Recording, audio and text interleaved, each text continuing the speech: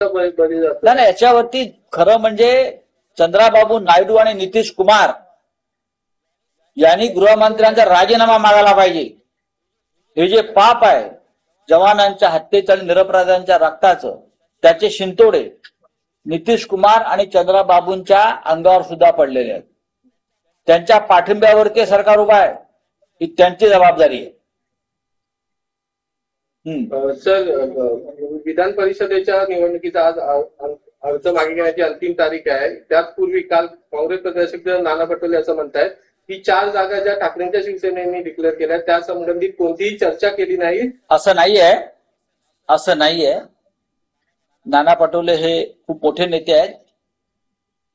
यापेक्षा मोठे नेते व्हावेत. आमचे मित्र आहेत ते.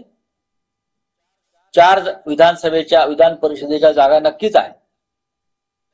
त्याच्यामध्ये मुंबईचा पदवीधर मतदारसंघ हा गेले 40 वर्ष शिवसेना जिंकते आहे. आमची परंपरागत जागा, अगदी सुधीर जोशी, प्रमोद नवलकरांपासून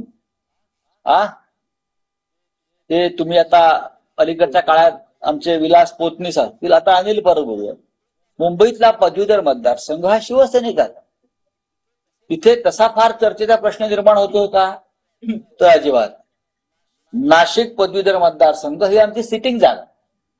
आमचा उमेदवार तिकडे गेला कुठे दुसऱ्या पक्षात, हे जरी खरं असलं आता अचानक, तरी त्या जागेवरती फार तशी चर्चा करून उमेदवारी जाहीर करण्याची गरज नव्हती. नाशिक आणि कोकण